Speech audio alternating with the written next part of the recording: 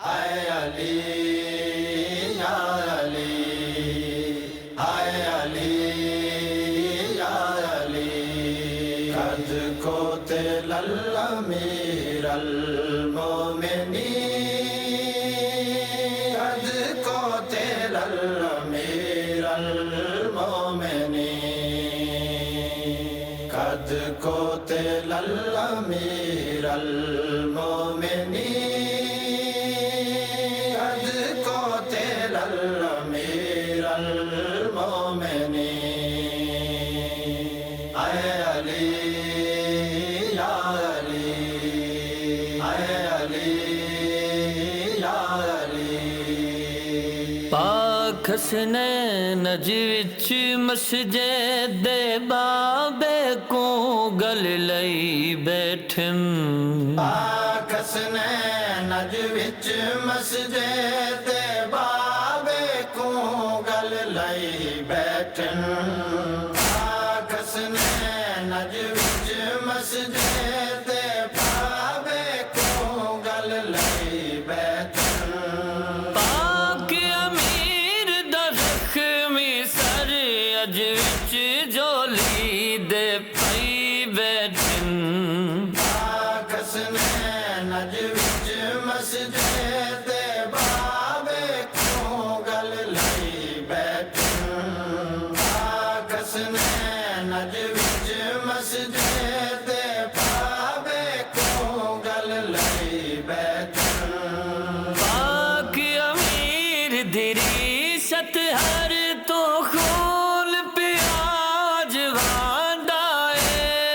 پاک امیر دی ریست ہر تو خون پیاج وانڈائے ٹکڑے ٹکڑے سرخی امام وجیتاں تے چئی بیٹھن پاک حسنین وچ مسجد دے بابے کو گل لئی بیٹھن پاک حسنین وچ مسجد دے بابے کو گل لئی بیٹھن غازی بابے پاک دے تلیاں چم اکھیاں تے لیندے غازی بابے پاک دے تلیاں چم اکھیاں تے لیندے بابے پاک دی زندگی دی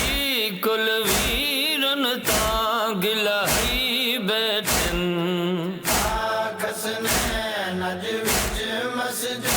دے بابے کو گل لئی بیٹھن آج انوی ماہ رمضان دیے سر خاک روا حبدار اج اولیاء سین دے باوے تے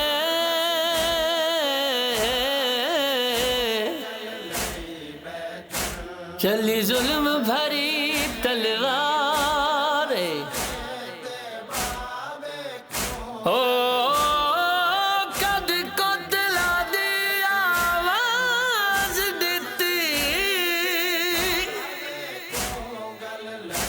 جبریل نے روک کئی بار سر پا برکا در مسجد تے سر پا برکا در مسجد تے روندے پردہ دارے کو گل لئی بیٹھن پاک امیر دیاں دیاں در مسجد تے آیا ہن پاک امیر دیاں در مسجد تے آیا ہن تو گئی اور برا مسجد وچ اج پردہ کروائی بیٹھن پاک حسنین وچ مسجدے تے بابے کیوں گل لئی بیٹھن آکس نے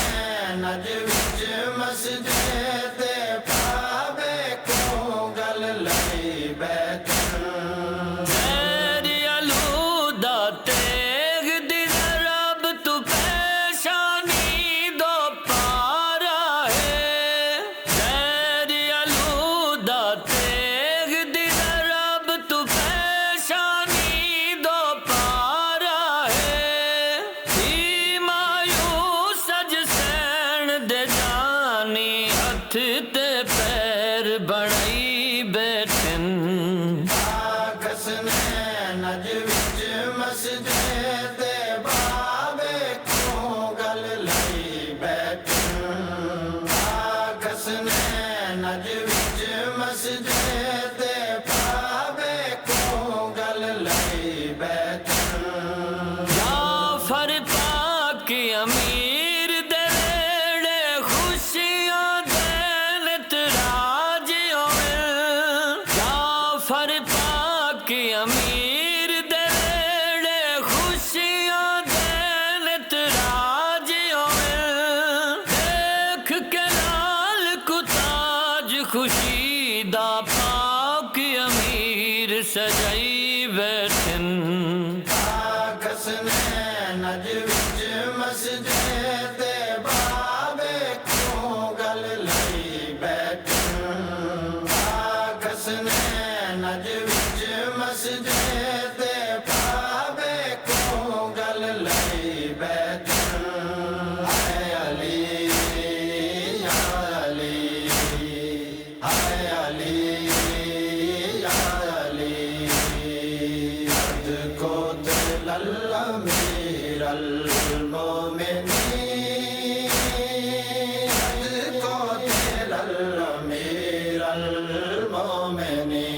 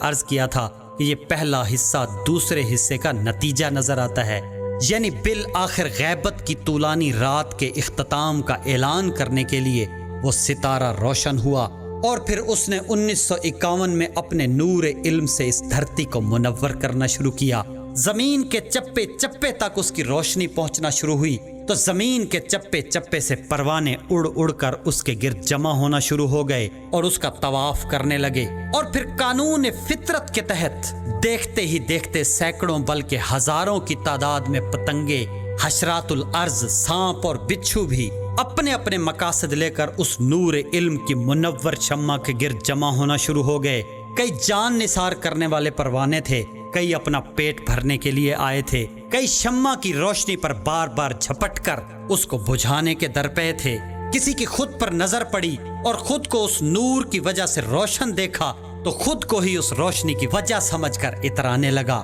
تو میں عرض کر رہا تھا کہ شہنشاہ نجف علیہ الصلوۃ والسلام اس خطبے میں فرماتے ہیں کہ جس طرح اللہ تعالیٰ نے حضرت یعقوب کے گروہ کو جمع کیا تھا، اسی طرح اللہ میرے اہل خاندان کو جمع کرے گا، خدا کرے کہ ابھی ہو۔ یعنی جس دور کا وہ ذکر فرما رہے ہیں اس دور میں یہ دائرہ اہل بیت سے بڑھ کر اہل خاندان تک ہو چکا ہوگا۔ پھر فرمایا کہ اور یہ اس وقت ہوگا جب آسمان گردش کرے گا اور تم لوگ کہو گے کہ وہ یا گم ہو گئے یا ہلاک ہو گئے، یعنی اہل خاندان اس وقت جمع ہوں گے جس وقت ہر چیز تہس نہس ہو چکی ہوگی، زمین و آسمان گردش کرتے محسوس ہوں گے، ہر طرف ہلاکت ہی ہلاکت ہوگی۔ اس وقت اس پاک خاندان کو دوبارہ اکٹھا کیا جائے گا، خدا کرے وہ وقت جلدی آئے۔ اس کے بعد فرمایا پس خبردار تم لوگ اس سے پہلے صبر سے کام لینا اور اللہ سے اپنے گناہوں کی توبہ کرنا، اس لیے کہ اس وقت تم لوگوں نے اپنی پاک و پاکیزہ ہستیوں کو چھوڑا ہوا ہوگا اور اپنے چراغوں کو بجھا دیا ہوگا۔ یعنی یہ اس ہلاکت خیز وقت سے کچھ پہلے کی بات ہو رہی ہے کہ جب ان روشن چاند ستاروں سے جہان محروم ہو چکا ہوگا اور لوگ عملی طور پر ان کے فرامین سے منہ موڑ چکے ہوں گے یا ان کے بتائے اور سمجھائے ہوئے احکامات کو ترک کر چکے ہوں گے۔ اس کے بعد شہنشاہ نجف علیہ الصلوۃ والسلام ان لوگوں کے بارے میں مزید فرماتے ہیں کہ اور اپنی ہدایت کا قلادہ اس شخص کی گردن میں ڈال دیا ہوگا جس کے پاس نہ اپنے لیے کان اور نہ آنکھ اور نہ تمہارے لیے ہی۔ خدا کی قسم اس وقت طالب و مطلوب دونوں کمزور ہوں گے، یعنی اس وقت اس جماعت کے لوگ کسی اور کو اپنا مرشد و مولا بنا چکے ہوں گے، اور وہ ایسا شخص ہوگا جو دوسرے کے اشاروں پر چلنے والا ہوگا، نہ اس کی اپنی کوئی سوچ ہوگی اور نہ ہی فہم و فراست۔ افسوس اگر تم لوگ اپنا معاملہ ایک دوسرے پر نہ ڈالتے اور حق کی نصرت سے منہ نہ موڑ لیتے اور باطل کے روب میں نہ آ جاتے تو تم لوگوں کے مقابلے میں وہ شخص دلیر نہ بن جاتا جو تم جیسا بھی نہیں ہے، اور وہ قوت نہ دکھاتا جو تمہارے سامنے قوت دکھا رہا ہے، اور اپنی اطاعت پر اس طرح مجبور نہ کرتا۔ یعنی اس جماعت کے لوگ باطل کے روب میں آ کر زمانے کو منور کرنے والے اس چاند اور ستارے کی نصرت سے منہ موڑ جائیں گے، جس پر افسوس کا اظہار کیا جا رہا ہے کہ اگر تم باطل کے روب میں نہ آ جاتے اور متحد رہتے تو وہ شخص تمہارا کچھ نہ بگاڑ سکتا جو اب ایک ایک کو اپنی اطاعت پر مجبور کر رہا ہے۔ اور یہ فکرہ کہ اپنی اطاعت پر اس طرح مجبور نہ کرتا بتا رہا ہے کہ وہ لوگ اس وقت اس کی اطاعت پر مجبور ہوں گے، یعنی وہ ان کی کمزوریوں سے فائدہ اٹھا رہا ہوگا۔ اور یہ تو آپ جانتے ہی ہیں کہ انسان کی سب سے بڑی کمزوری محبت ہوتی ہے، اور انسان جس سے محبت کرتا ہے اس کی جدائی برداشت نہیں کر سکتا، اور اگر ظالم زمانہ اس سے محبوب جدا کر بھی لے تو وہ منصوبات سے ہرگز جدا نہیں رہنا چاہتا۔ اس کے بعد شہنشاہ نجف علیہ الصلوۃ والسلام فرماتے ہیں کہ تم لوگ اس طرح سرگرداں ہو جس طرح بنی اسرائیل حضرت موسیٰ علیہ السلام کے زمانے میں سرگرداں اور گمراہ تھے، اور میں سچ کہتا ہوں کہ تم لوگ میرے بعد میری اولاد کو ستاؤ گے تو اس سے بھی کئی گنا زیادہ سرگرداں اور گمراہ ہو جاؤ گے جتنا بنی اسرائیل وادی تہ میں سرگرداں اور گمراہ ہو گئے تھے۔ یعنی ان روشن زوات کو ستانے والوں کا انجام بھی بنی اسرائیل کی طرح ہوگا۔ اس کے بعد فرمایا کہ اگر تم نے اپنی پیاس اس سے بجھانے اور سیراب ہونے کی کوشش کی جس کو قرآن میں شجرہ ملونہ سے تعبیر کیا گیا ہے، تو واقعتاً تم ایک گمراہی کی طرف دعوت دینے والے کی آواز پر لبیک کہو گے اور باطل کو قبول کرنے کے لیے دوڑ پڑو گے اور حق کی دعوت دینے والوں سے غداری کرو گے اور اصحاب بدر کو چھوڑ کر حرب کی اولاد یعنی خاندان ابو سفیان سے مل جاؤ گے۔ دوستو، میرے مرشد کریم نے فرمایا ہے کہ حق اور باطل کا صرف ایک رشتہ ہوتا ہے اور وہ ہے دشمنی کا، یعنی ان زوات سے دشمنی کرنے والے کو بھی شجرہ ملونہ سے تعبیر کیا گیا ہے، چاہے وہ کسی بھی قوم یا قبیلے کے لوگ ہوں گے۔ اور وارننگ دی جا رہی ہے ان پاک زوات سے محبت کرنے والوں کو کہ ہم جانتے ہیں کہ تم ان ہستیوں کی محبت میں ایسے تڑپ رہے ہو جیسے مچھلی پانی کے بغیر تڑپتی ہے، لیکن یاد رکھو اگر تم نے باطل سے اپنی پیاس بجھانے کی کوشش کی تو پھر سمجھنا کہ تم نے واقعاً گمراہوں کی آواز پر لبیک کہا ہے، باطل کو قبول کیا ہے اور اس پاک ستارے اور چاند سے تم نے غداری کر لی ہے، اور تمہاری مثال ایسے ہوگی جیسے تم نے اصحاب بدر کو چھوڑ کر ابو سفیان کے خاندان سے ہاتھ ملا لیا ہو۔ یہ تھا وہ خطبہ جو زمین و آسمان کے راز و اسرار سے واقف ذات نے